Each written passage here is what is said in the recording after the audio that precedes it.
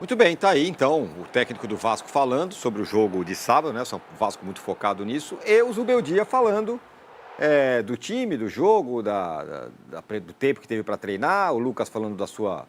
Que é tão ruim, né? Você ir para uma folga depois de uma derrota. O Léo Jardim deu aquela colaborada no primeiro gol. Eu vou começar com o Massini, porque ontem o Massini falou: ó, com esse meio de campo aí mais leve, já decretou que perdeu. Não perdeu, não, Massa. Ganhou 3-0 do Vasco. Pois é, o São Paulo fez um bom jogo ontem e a estratégia do treinador foi correta, o resultado mostrou isso, o desempenho mostrou isso, né? O São Paulo jogou, eu sinceramente achava que a escalação ia ser um problema, né? Com o Luiz Gustavo e o Marcos Antônio, mas de fato o São Paulo conseguiu superar isso, né? E acaba, a meu ver, né, de uma vez por todas com essa história de zubeldia, de fritura, de não sei o quê. Isso tem que acabar no São Paulo, porque o exemplo que eu uso é o Eric, né? O Eric é um jogador ruim, ele tem dificuldade, ele não é um jogador primoroso, um jogador de qualidade, um jogador assim. Mas no momento em que o treinador tem tempo para trabalhar, no momento em que o treinador vai achando características dos jogadores, no momento em que o treinador e a comissão técnica começam a melhorar o desempenho desses jogadores, quanto custaria o São Paulo ter que contratar outro Eric, outro Ferreirinha, né? Outro Lisieiro? Então, cara, acho que a vitória é super importante. Ele me surpreendeu. O meio-campo do São Paulo funcionou bem. Claro, você faz 1-0, a coisa fica mais tranquila, né? O Lucas voltou a jogar bola. Isso é normal, sabe, gente? A gente acha que o jogador de futebol vai jogar, vai manter o ano inteiro o mesmo desempenho. Não vai. Nem os melhores do mundo mantiveram bom desempenho regular o ano todo, né? Você começa fazendo 1-0, uma recuperação de bola, e aí a coisa vai fluir mais. E o Vasco, com o Payet e com o Coutinho, aí fica, né, muita alegria nas pernas e pouco para trás. Para frentemente um pouco mais elegante, mas o para trásmente não funciona, o time fica com dificuldade para jogar. Então, acho que é uma vitória que recoloca o São Paulo no lugar dele aí na temporada, entre os 6 primeiros. E impressionante, né? O São Paulo perdeu 6 pontos para o Fortaleza e 6 pontos para o Cuiabá, que hoje dariam a liderança do campeonato ao São Paulo. Mas isso é aprendizado, tem que saber lidar com isso, tem que saber entender campeonato de pontos corridos, né? Se vocês acompanharem aí os últimos 2 títulos do Palmeiras, vocês vão perceber que é do sexto, do quinto colocado para baixo, que o campeonato do Palmeiras é quase impecável. E por isso ganhou 2 títulos, né, na sequência no pontos corridos. Funciona assim: são 20 times, você precisa fazer um campeonato regular e enfrentar bem os adversários que são mais frágeis que você. Deixar ponto desse jeito, né?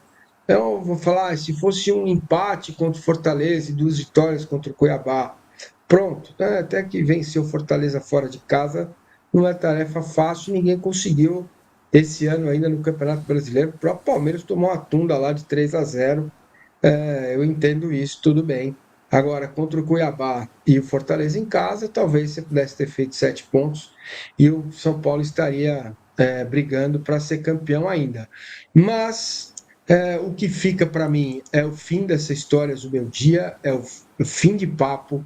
Se os caras lá têm ciúme, se os caras estão incomodados, eles vão ter que aguentar o treinador, a não ser que o treinador chegue no final do ano e diga: aqui também não quero, né? Se não me valorizam, se não me deixam fazer o trabalho, eu também não quero permanecer aqui. É um direito dele, é um direito que ele tem, que ele sabe, ele já sabe que não vai ter muito dinheiro agora no começo do ano para reforçar o time. Eu tenho falado sobre isso com relação ao Palmeiras, que o sarrafo aumenta demais, o City vai investir, o Botafogo, a princípio, não vai desfazer o time agora no final do ano, talvez o faça no meio do ano que vem. O Flamengo é o Flamengo. Enfim, a gente vê o Fortaleza é muito regular, é um time que dá trabalho o ano inteiro, o campeonato inteiro. tem um trabalho muito bem feito pelo seu treinador. Você vai vir o Cruzeiro. Eu não espero que o Galo, no pontos corridos ano que vem, seja um Galo tão ruim, tão fraco, né? Acho que o Inter já tem uma boa base, também está chegando aí neste campeonato, né? O Grêmio, para mim, é uma incógnita, porque a defesa do Grêmio é uma alegria, e aí, sei lá, não dá para saber. Mas é um campeonato brasileiro que ano a ano fica mais difícil. Como eu disse ano passado, mais difícil. E talvez seja mesmo o campeonato mais difícil dos últimos 10. Se vocês pegarem aí a tabela de classificação, vocês vão ver que tem 10 pontos do São Paulo, quinto colocado, para o líder, mas circunstancialmente isso poderia ser muito menor. São Paulo poderia hoje ter a pontuação do Palmeiras, se tivesse 2 vitórias e um empate nesses 4 jogos que a gente listou, e é assim que funciona. Então, o campeonato vai ser mais apertado ano que vem. Se os caras continuarem com essa frescura aí, capaz do treinador chegar no final do ano, falar, ele é muito inteligente, né? O Zubeldia é um treinador que tem um olhar sobre o todo, um controle sobre o todo muito importante, e ele chegar, pegar o boné dele e ir embora. Não tenho nenhuma informação, mas é possível que isso aconteça, lamentavelmente, para a torcida do São Paulo. Quando a torcida apoia o treinador depois de 2 eliminações, tem um sinal que precisa ser observado, né? Tem um sinal que o torcedor, que não é burro, ele pode ser emocional, mas ele não é burro. Ele percebe, ele pensa, ele entende, né? E não é o caso de, o Zubeldia é um gênio, como o Abel não é, só para não acharem que eu estou falando bem do Abel, falando mal do Zubeldia. Ele vai cometer os erros dele, mas você percebe que ao longo do tempo ele vai achando jogadores, melhorando jogadores, né? O Sabino e o Juan, que bela dupla de zaga ontem, né? Se a gente estava falando aqui do envelhecimento da defesa ou de alguns jogadores, tá aí, ó. O São Paulo está o ano inteiro quase sem lateral esquerdo. Tá fazendo o Wellington sangrar aí, o Wellington está suspenso no próximo jogo, né? Então, se o trabalho dele não é bom, qual é? O meu? Muito bem, tá aí o Massa num panorama, não sabe se o Zubeldia fica. A gente vai falar sobre essa questão fritura já já, mas tem umas coisas dentro de campo, Arnaldo. O time mudou, Marcos Antônio jogou, muita gente queria, até o Galopo entrou no final. O trio ficou, Caleri, Luciano e Lucas, e as coletivas dele são bem boas, né? Porque ele explica muita coisa. Ele falou sobre a presença desses 3 jogadores, da mudança do time e tudo mais. Eu acho que se alguns técnicos já são assim, alguns técnicos eles exigem com que a gente analise o jogo do time deles e depois a entrevista, talvez o Zubeldia seja o exemplo mais significativo disso, né? Porque ele traz muita coisa na entrevista, muito mais do que é perguntado. Mas, começando pelo campo, né? Foi o jogo em que o Zubeldia teve mais desfalques desde os 2 últimos, até por questões não usuais, né? O Lisiero, que o filho nasceu prematuro, teve que ficar 4 dias longe dos treinamentos. Talvez fosse o Lisiero o substituto do Bobadilla e não o Marcos Antônio, como foi contra o Galo, dependendo da situação, o Lisiero nem no banco ficou. E ele, foi até um dos temas da coletiva, ficou sabendo, eu falei aqui para vocês que tinha coisa ali. Ele ficou sabendo às 16 horas que não poderia utilizar o Alan Franco, que vem sendo um dos melhores jogadores. Às 16 horas, o jogo às 21h45, que o Alan Franco não poderia jogar contra o Vasco, pela questão lá do julgamento, o STJD, não vem um documento para garantir, aquela coisa toda, esse campeonato, estou falando. Esse ano tem um monte de coisa voando para lá e para cá, o São Paulo tentou se precaver, não utilizou o jogador e ele colocou o Juan com o Sabino, como o Massini falou. O São Paulo tem 5 zagueiros de primeiro nível, 5 são bons. Ele não tinha 3 ontem, colocou os 2 que tinha. O Sabino começou a ter dores musculares aos 20 do segundo tempo e ele fez uma improvisação no final, puxando o Luiz Gustavo na zaga e colocando o Santiago Lon como volante, como queria Rodrigo Vessone. O que chama atenção, na verdade, para mim, são 2 fatores quando você olha o campo do São Paulo. A primeira, o São Paulo quase sempre começa o jogo muito bem organizado e treinado, seja qual for a formação, seja qual for a escalação. Isso aconteceu de novo. Segundo, essa formação, ela dá um indício, sim, eu já falava aqui quando veio o Campinho, que o lado direito vai mudar. Rato e Rafinha, que ganharam as posições do Igor e Ferreirinha pela lesão dos dois, pelas lesões dos dois, talvez tenham dado adeus à titularidade no jogo contra o Cuiabá, né? E a dúvida era, o Igor Vinícius jogaria, quem substituiria o Rato? Aí ele tinha várias opções. O Ferreirinha estava sem ritmo, seria mais óbvia, só entrou no finalzinho. E aí ele tinha o William Gomes ou o Eric. E ele opta pelo Eric, como disse o Massini. Até ele falou na coletiva, muito por conta do jogo-treino que ele fez. E a coletiva trouxe tantas coisas, o jogo-treino que o Eric fez com os reservas no final de semana. Porque o Eric vai melhor no lado direito e o William Gomes vai melhor do lado esquerdo. E ele entendia que para esse jogo o Lucas era melhor do lado esquerdo, em cima do Paulo Henrique e depois do Puma Rodrigues. E o Eric seria melhor do lado direito, em cima do Piton, que sobe mais. Então, por isso ele escolheu o Eric. E deu certo, né? O São Paulo jogou pelo lado direito, como há muito tempo não se via jogar do lado direito, com Igor e Eric, proporcionando um equilíbrio nos dois lados, né? E aí, o Massim também destacou a atuação da dupla de zaga mais a do volante, facilitada pela situação do Vasco com Coutinho e Payet, também lembrado pelo Massini. E como é difícil no futebol, e pode ser em qualquer time, São Paulo talvez seja a questão Lucas e Luciano, mas aí o Lucas sabe jogar pelo lado, o Payet não consegue mais. O Corinthians é Garro e Coronado, o Palmeiras é Veiga e Maurício, o Abel fica bravo quando pergunta. O futebol hoje, para você juntar dois criadores, é um parto, meu velho. Não é fácil, não é fácil, não é fácil. Então, quando o Dorival juntou lá Everton Ribeiro e Arrascaeta, foi difícil e não conseguiu mais juntar o Flamengo desde então. E o Vasco não vai conseguir jogar com esses dois caras ao mesmo tempo. Pode tirar o cavalo da chuva, são em situações específicas, né? Porque o aspecto físico fala demais. E um dos meias tem que jogar pelo lado, voltando. É assim o futebol atual. Então, facilitado pelo Vasco, o São Paulo fez uma ótima atuação, ganhou um jogo necessário. Agora são 8 partidas, 5 fora de casa, só volta ao Morumbi contra o Atlético Paranaense, mas ele está na briga, né? E uma coisa que o Zubeldia falou, uma das coisas da coletiva, e aí você pode depois perguntar para o professor também, porque eu tenho mais elementos do processo de fritura, e a palavra pegou, ela existe e está no dia a dia do São Paulo. A palavra utilizada aqui é essa, e para quem acompanha o futebol, fritura é uma coisa clara, vinda de dentro. Sobre o time em si, ele dá pistas de que, com uma competição só, semanas de treinamento, ele vai incrementar a concorrência pelas vagas.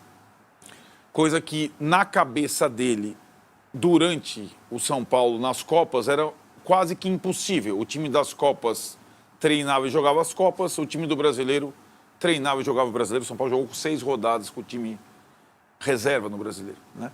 E algumas foi até bem, ganhou até com o time reserva. Então, não foi um time preparado para... e nem priorizou nunca por parte da sua diretoria, inclusive no discurso, o Campeonato Brasileiro de Pontos Corridos, mas é o melhor campeonato brasileiro de pontos corridos dos últimos tempos todos. E é o técnico com melhor aproveitamento no São Paulo desde 2014, quando o São Paulo tinha aquele time que simplesmente reunia Kaká, Ganso, Luiz Fabiano, Pato, Allan Kardec, Michel Bastos, e foi vice-campeão brasileiro. Aquele São Paulo de 2014 do Muricy, o Muricy teve um aproveitamento melhor que o Zubeldia. Depois disso, 10 anos depois, ninguém teve. Então, como disse o Massa, se o trabalho não é bom, é o nosso que é bom, né? Não é possível, né?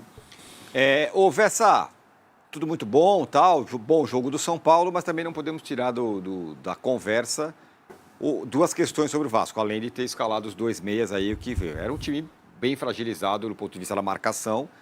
E depois que saiu o segundo gol, vamos combinar que o Vasco ficou ali pensando já no sábado também, né? Só para pontuar que não estamos falando de um adversário que ofereceu muita resistência.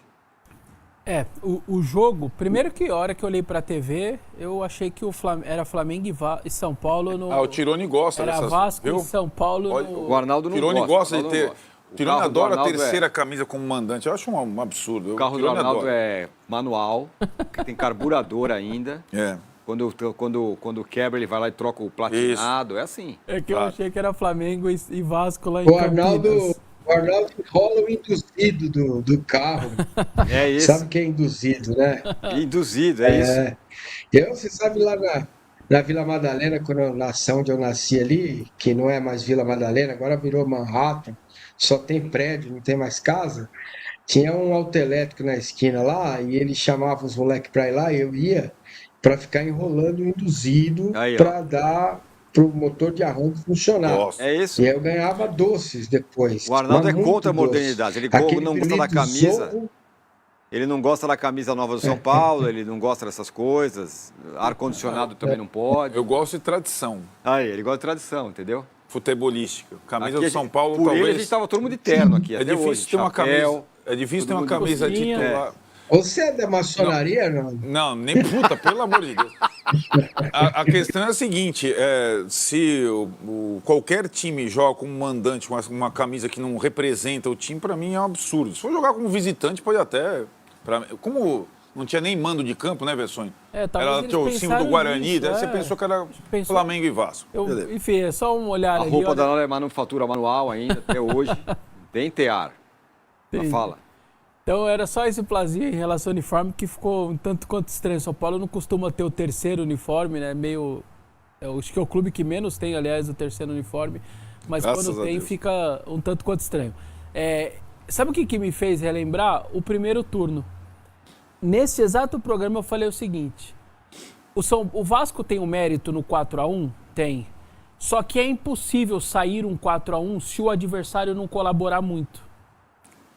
Então, o São Paulo tem o mérito dele. Eu vou repetir a mesma coisa até para ser coerente. O São Paulo, obviamente, mereceu a vitória e tem mérito na vitória. Só que pro 3-0, o outro lado também tem que dar uma colaborada. Senão não sai. No futebol de hoje, tão apertado, tão parelho, um 3-0, um 4-1, sem que o outro também tenha parte naquilo ali, eu acho muito difícil.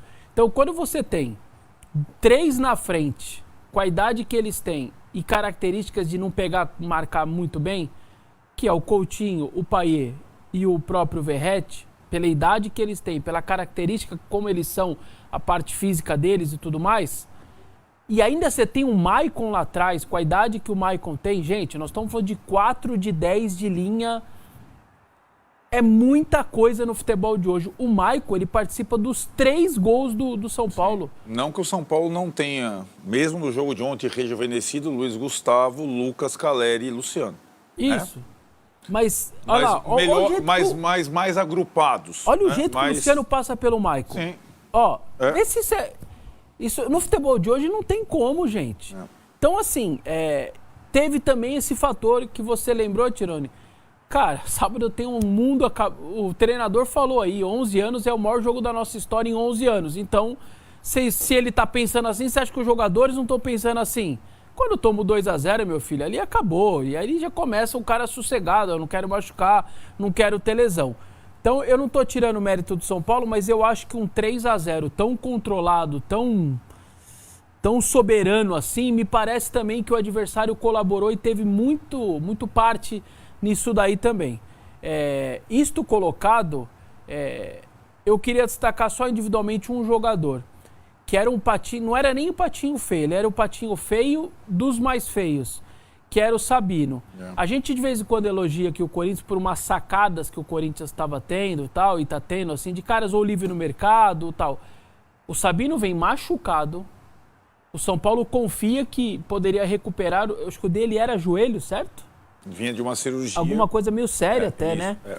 E aí, ó, eu não tenho condição de jogar, tá bom. Nós vamos te trazer, nós vamos cuidar de você. E teve o comprometimento por parte do jogador, tá mais magro, claramente ali uma forma física bacana. E ele não era ruim. A gente sabia que ele não era um mau jogador desde a época de esporte e tudo mais. E hoje, jogando muita bola. A saída de bola dele com uma qualidade absurda, uma coragem, um passe entre linhas. Me impressiona até assim, muitas vezes, a maneira que ele se porta, que é o que o futebol pede hoje. Eu queria então elogiar ele porque me pareceu alguém que entendeu que está num clube gigantesco e que precisava se cuidar e que precisava deixar tudo, que a carreira do jogador é curta e que a chance da vida dele é maravilhosa. O São Paulo, por ter tido uma sacada, pô, esse cara tá em baixa, tá todo lascado, mas ele não é mau jogador. Se a gente cuidar dele, melhorar ele, as coisas podem acontecer. E hoje aí, ele talvez não seja o titular do time, porque tem gente de fora boa também, mas ele é um cara muito bem cotado para ser, no mínimo, o terceiro zagueiro sempre quando jogar com 3, e se um Alan Franco der uma brecha, alguma coisa ali, ele numa dessa vira o titular. Então tá aí, né, galera? Uma excelente vitória do São Paulo ontem, né? O São Paulo precisava desse jogo, essa vitória, e até que foi uma vitória. Se o Vasco só teve uma chance, foi com o Coutinho, né? No primeiro tempo, acabou. Então o São Paulo anulou completamente o Vasco, dominou o Vasco. 3-0 podia ser muito mais. O show do Lucas Moura, jogou muito, o time jogou muito bem, respondeu bem a derrota contra o Cuiabá, isso que a gente precisava, né? Vai jogar contra o Criciúma agora, próxima semana. Um jogo duríssimo contra o Criciúma, mas o São Paulo pode somar ponto lá também. E, cara, gostei muito, tá? Me animou muito porque eu pensava que o time ia entrar numa crise muito grande, esse negócio de Zubeldia sair ou não, tal. Mas não, o time respondeu muito bem, cara, muito bem, ótimo.